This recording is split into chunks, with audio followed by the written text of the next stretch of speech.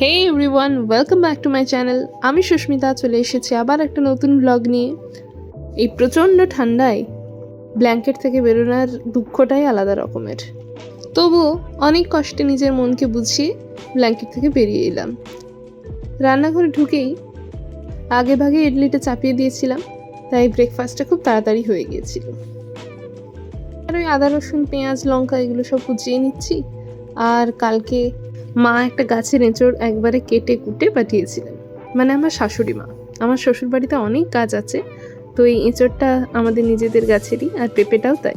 নিজেদের গাছের সবজি হলে একটা আলাদাই রকম স্বাদ আসে, খেতেও যেমন খুব ভালো লাগে।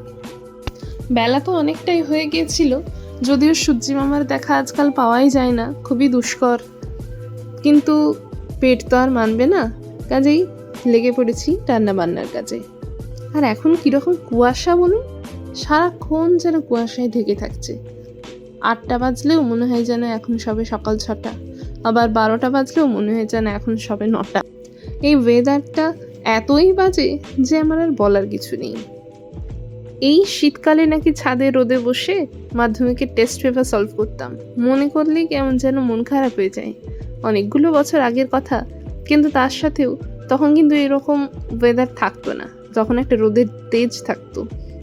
তখন শীতকালের রোদ মানেই একটা মন ভালো করা সোনালি ঝলমলে দিনের কথা মনে পড়ে। দিনকে দিন যে ওয়েদারটা কেন এরকম ডিটেরিয়েট করছে কিছু বোঝাই যাচ্ছে না। যাই হোক, আমি এদিকে আমার রান্না বান্না সারছি।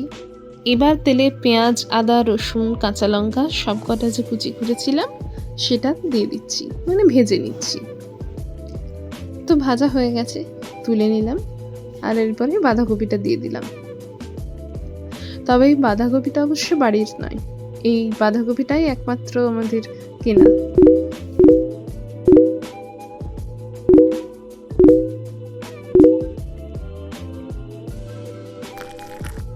এরপরে সিদ্ধ করা এঁচড়গুলো দিয়ে দিলাম, যাতে মশলার সাথে মিশে যায়।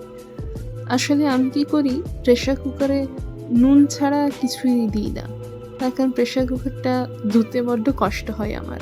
যাই হোক, এই ছিল আজকের লাঞ্চ। যদি কিছু ভালো লাগে